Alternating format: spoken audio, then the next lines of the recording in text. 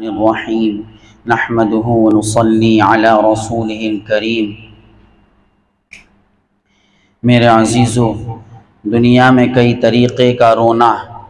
کوئی بیٹے کے غم میں روتا ہے، کوئی بیوی کے غم میں روتا ہے، کوئی ماں کے غم میں روتا ہے، کوئی مال کے غم میں روتا ہے، کوئی جنت کے غم میں روتا ہے، کوئی دوزخ کے خوف میں روتا ہے، اور بھی اس کے علاوہ کئی طریقے ہیں جو رونے کے کہے جاتے ہیں۔ مگر میرے عزیزو، ان سب سے الگ جو رونا ہے وہ اللہ رب العزت کی محبت میں رونا ہے، اور اسی کو رونا بھی کہا گیا ہے۔ نہ بیٹے کے غم کا رونا ہے، نہ بیٹے کے غم کا رونا ہو، نہ بیوی کے غم کا رونا ہو، نہ ماں باپ کی وفات کا رونا ہو، نہ جنت کے شوق کا رونا ہو، نہ دوزخ کے خوف کا رونا ہو۔ رونا اگر ہو تو صرف اور صرف اللہ رب العزت کی محبت کے لیے ہو، اللہ رب العزت کے عشق کے لیے ہو۔ یہی وہ رونا ہے کہ جس کا ایک آنسو اس محبوب حقیقی کے لیے نکل جائے، دنیا کے تمام سمندروں کا پانی ایک طرف رکھ دیا جائے، اور اس اللہ کے دیوانے کا وہ آنسو جو نہ جنت کے شوق سے ہے اور نہ دوزخ کے خوف سے ہے، بلکہ خالص اللہ رب العزت کی محبت میں ہے، اللہ رب العزت کی چاہت میں ہے، اس کا وہ آنسو دنیا کے تمام سمندروں پر بھاری ہے۔ سارے سمندر مل کر بھی اس ایک آنسو کا مقابلہ نہیں کر سکتے ہیں۔ یہی وہ چیز ہے جو انسان کو اعلیٰ درجے پر پہنچا دیتی ہے۔ ارے جنت کا رونا اعلیٰ درجے پر نہیں پہنچاتا ہے، دوزخ کا رونا اعلیٰ درجے پر نہیں پہنچاتا ہے۔ ہاں، اس محبوب حقیقی نے رو لینا ہی وہ رونا ہے جو اعلیٰ مقام تک پہنچا دیتا ہے۔ اور اس محبوب حقیقی کے لیے بھی کئی قسم کا رونا ہے۔ ایک یہ کہ میں نے گناہ کیے، تجھ کو منہ کیسے دکھلاؤں گا۔ ایک یہ کہ میں تیرا نام لیتا ہوں، تو مجھ کو جنت میں بھیج دینا، دوزخ سے بچا لینا۔ اور بھی کئی طریقے کا ہے جس کو رونا کہا گیا ہے۔ اور ایک رونا صرف وہی ہے کہ اے محبوب، بس تیری محبت کا دیوانہ ہوں، تیری ذات کا دیوانہ ہوں، بس تیرے لیے میری بے چینی اور بے قراری بڑھتی چلی جا رہی ہے۔ اس میں کوئی مقصد دنیا اور آخرت کا نہ ہو۔ جس رونے کا دنیا اور آخرت کا کچھ مقصد نہیں ہوگا، رونا تو بس وہی ہے، ورنہ واویلا ہے۔ سارے رونے واویلا میں شمار ہے۔ رونا تو بس وہی ہے جو اس محبوب حقیقی کے لیے ہو، اور جو آنسو اللہ رب العزت کی ذات کے لیے نکلے وہی کمال درجے کو پہنچانے والا ہے۔ رب ہے تو سب ہے، مگر دنیا میں بہت کم آنکھیں ایسی جو اپنے محبوب حقیقی کے لیے روتی ہیں۔ چند آنکھیں ایسی ہیں جو اپنے محبوب کے فراق میں روتی ہیں، اپنے محبوب کی تلاش میں روتی ہیں، اپنے محبوب کی محبت میں روتی ہیں، اپنے محبوب کی بے قراری میں روتی ہیں۔ اعلیٰ درجے کے انسان وہی ہیں جن کا سب کچھ اللہ رب العزت بن چکا ہو۔ کاملین وہی ہیں جن کے دل کی آواز یہ بن چکی ہو، جن کے دل کی آواز یہ بن چکی ہے کہ وہ ہے تو سب کچھ ہے، وہ نہیں تو کچھ بھی نہیں ہے۔ اے میرے عزیزو، حقیقت بھی یہی کہ رب ہے تو سب ہے، رب نہیں تو کچھ بھی نہیں۔ ہاں، کچھ بھی نہیں، کچھ بھی نہیں۔ ارے بیٹے کے غم میں تو سبھی کے آنسو نکلتے ہیں، بیٹیوں کے غم میں تو سبھی کے آنسو نکلتے ہیں، گناہ کر کے تو سبھی کے آنسو نکلتے ہیں، جنت کے شوق میں تو سبھی کے آنسو نکلتے ہیں، دوزخ کے خوف میں تو سبھی کے آنسو نکلتے ہیں، مگر اس محبوب حقیقی کی محبت میں کسی کا آنسو نکلتا ہے۔ سچی آنکھ وہی ہے جس آنکھ سے اللہ رب العزت کی محبت کا آنسو نکلتا ہے۔ حضرات صحابہ اکرام رضی اللہ تعالیٰ عنہ مجمعین جہاد میں، سفر میں بیٹے کے انتقال کی خبر مل گئی، 2 رکعات نفل پڑھی اور آگے کو روانہ ہو گئے۔ نہ رونا نہ دھونا۔ یہی معاملہ ان حضرات کی ازواج حضرات صحابیات رضی اللہ عنہن کا تھا۔ رونا دھونا اور واویلا نہیں تھا۔ اپنے بیٹوں کو، اپنے شوہروں کو اللہ کی راہ میں بھیج دینا ان کے لیے فخر اور ناز تھا۔ یہی وہ مقام تھا کہ رسول اللہ صلی اللہ علیہ وسلم کی صحبت مبارکہ میں رہ کر وہ حضرات صحابہ اکرام رضی اللہ عنہ مجمعین دنیا کے ہر غم کو بھول گئے تھے، وہ حضرات وحدہ لا شریک کی محبت میں، اس کے عشق میں بالکل یا غرق ہو گئے تھے۔ آج ہی متعلقین میں سے ایک کا خط ملا، اس میں لکھا تھا بے چینی بڑھ رہی ہے، رونا دھونا زیادہ ہو رہا ہے، اللہ کا اشتیاق بڑھتا چلا جا رہا ہے، اور کچھ اپنے حالات لکھے تھے۔ میں نے ان کو یہی جواب دیا جو میں آپ سے کہہ رہا ہوں کہ کوئی بیٹے کے غم میں روتا ہے، کوئی بیوی کے غم میں روتا ہے، کوئی ماں باپ کے غم میں روتا ہے، کوئی مال و دولت کے غم میں روتا ہے، کوئی دنیا کے غم میں روتا ہے، کوئی آخرت کے غم میں روتا ہے۔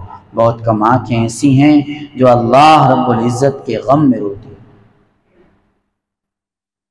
اگر تمہارا رونا اللہ رب العزت کی ذات کے لیے ہے تو یقیناً یاد رکھ لو تمہاری آنکھ کے اس آنسو کی قیمت سمندر ادا نہیں کر سکتی۔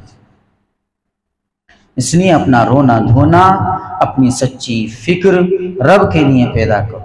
ہماری چاہت، ہماری منزل، ہمارا مقصود، ہمارا سب کچھ، ہاں سب اللہ رب العزت کی ذات ہونا چاہیے۔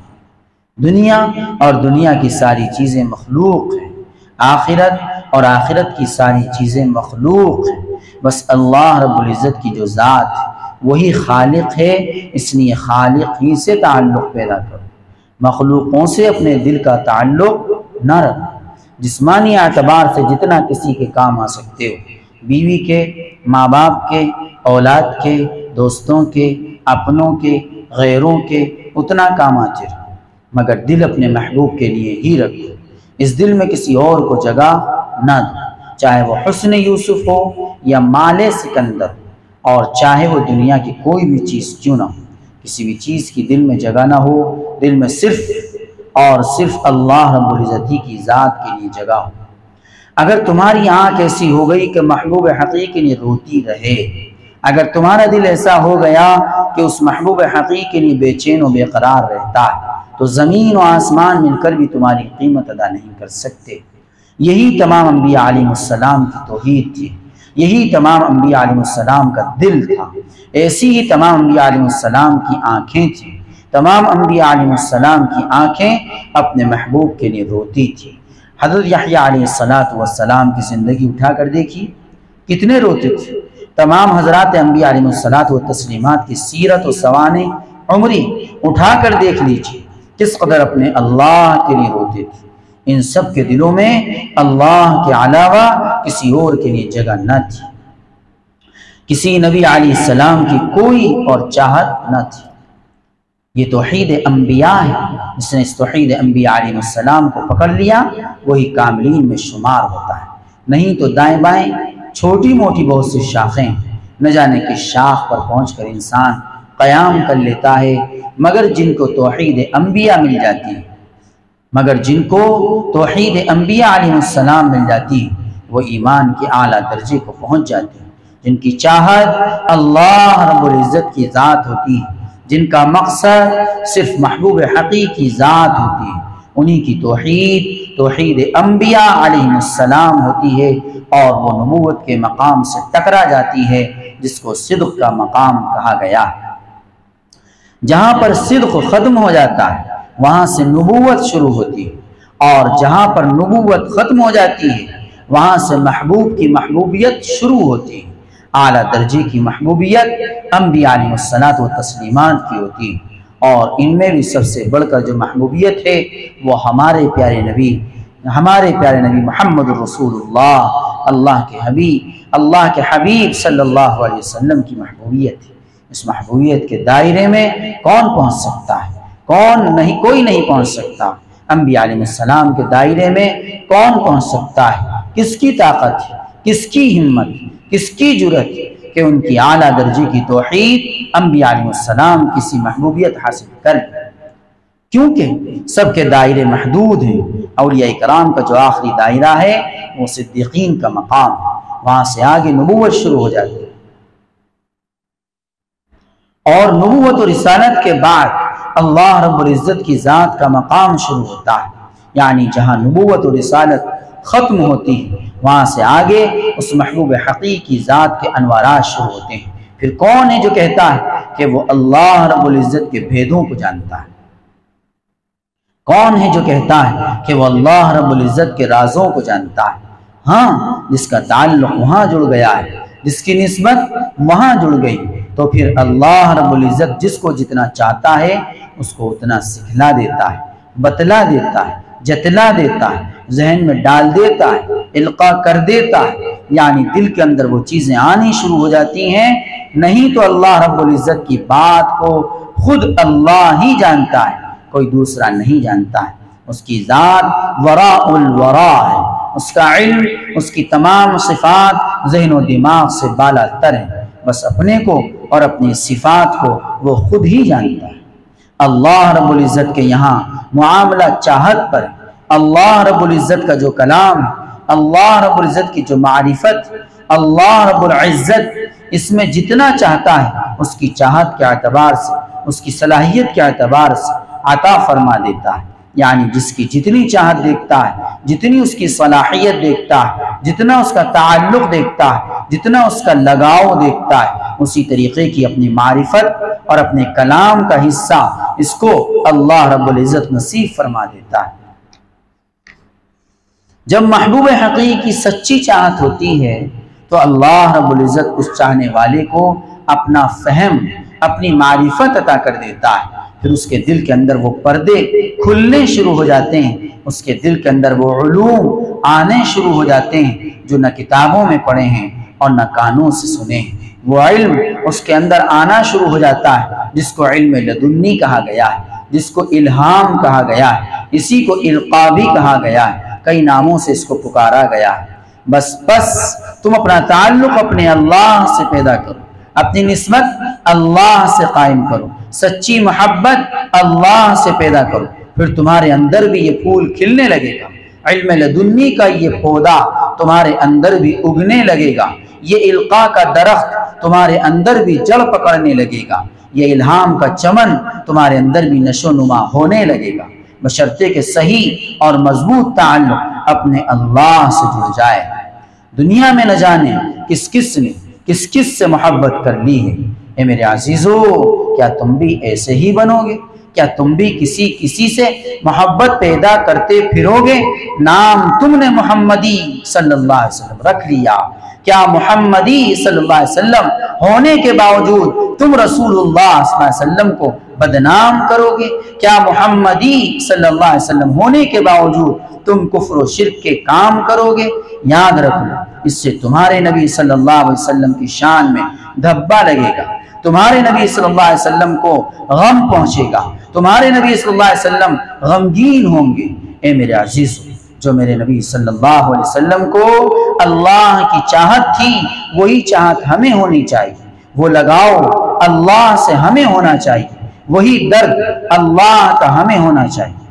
نہ جانے کتنی راہیں ایسی جو بظاہر دین کی راہیں کہلاتی ہیں مگر بدعت ہیں، نہ جانے کتنی راہیں لوگوں نے ایسی نکالی ہیں جو دین کی راہیں بتلاتے ہیں مگر وہ شرک کی راہیں ہیں۔ افسوس کہ حقیقت توحید کو چھوڑ بیٹھے ہیں۔ اے مسلمانوں، تم توحید کی راہوں کو پکڑو اگر تم اعلیٰ درجے کے ایمان والے بننا چاہتے ہو، اگر تم اعلیٰ درجے کے مقامات حاصل کرنا چاہتے ہو، اگر تم اپنے اللہ کا قرب حاصل کرنا چاہتے ہو تو تم کو توحید کا درخت مضبوطی سے پکڑنا پڑے گا۔ توحید انبیاء علیہ السلام اپنے اندر پیدا کرنی پڑے گی۔ توحید انبیاء علیہ السلام تمہارے اندر پیدا ہو گئی تو توحید کا اعلیٰ درجہ تم کو نصیب ہو جائے گا، ورنہ خوب یاد رکھ لو، شرک و بدعت سے یہ چیزیں نصیب نہیں ہوتی ہیں، ریاکاری بناوٹ سے یہ چیزیں پیدا نہیں ہوتی ہیں۔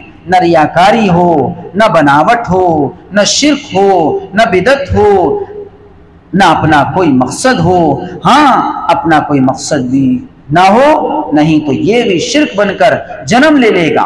اس لیے اپنا کوئی مقصد ہی نہ ہو، مقصد اگر ہو تو اللہ کی ذات ہو، ہاں صرف اللہ رب العزت کی ذات پاک ہو، کچھ اور مقصد ہرگز نہ ہو، پھر امید ہے کہ تم ایمان کے اعلیٰ درجے کو پہنچ جاؤ گے۔ انشاءاللہ تعالی تم اپنے محبوب کو پہچاننے والے بن جاؤ۔ نہیں تو بہت سے لوگ بیٹھے ہوئے ہیں، شرک و بدعت کی راہوں کو کھول رکھا ہے، اور خدا کی مخلوقوں کو گمراہ کر رہے ہیں، خود بھی بھٹکے ہوئے ہیں، لوگوں کو بھی بھٹکا رہے ہیں۔ بس میں تو یہ کہتا ہوں، اگر تم کو کامل بننا ہے، اگر تم کو اعلیٰ درجے کا ایمان حاصل کرنا ہے، اگر تم کو سچا مومن بننا ہے، تو تم کو ساری باتوں کو چھوڑنا پڑے گا، اپنے محبوب حقیقی کے دامن کو پکڑنا پڑے گا، توحید کا اعلیٰ درجہ تم کو حاصل کرنا پڑے گا۔ توحید کا اعلیٰ درجہ جب تک حاصل نہیں ہوگا، جب تک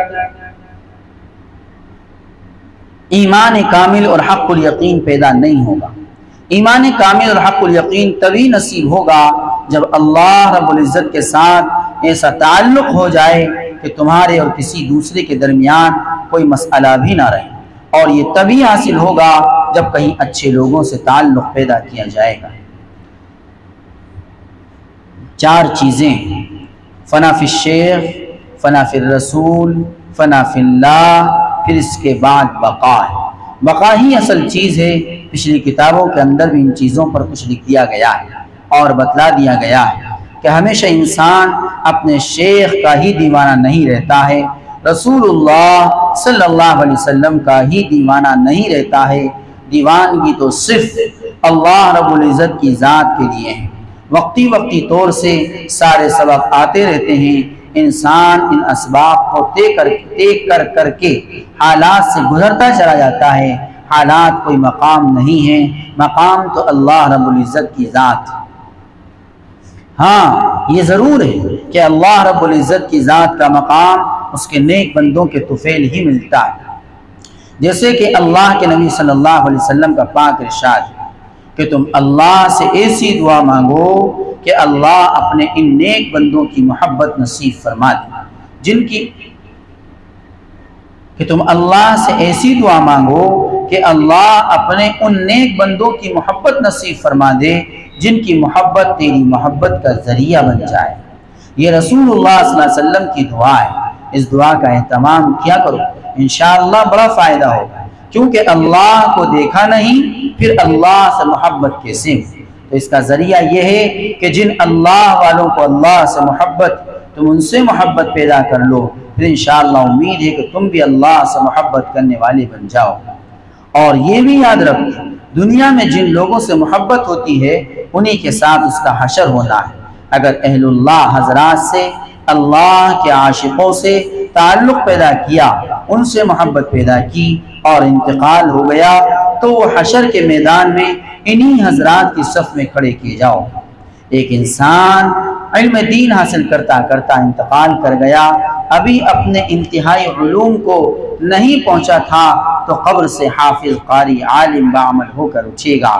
ایک انسان نے اللہ کی راہ میں اپنا قدم رکھا کہ اپنے رب کا عشق حاصل کروں، اپنے رب سے تعلق پیدا کروں، اس لیے اللہ والوں سے جڑ گیا، تو وہ اپنی منزل کو پہنچے یا نہ پہنچے، اس کو اس کا ثواب مل کر رہے گا، اور قیامت میں ان کی صف میں کھڑا کر دیا جائے گا۔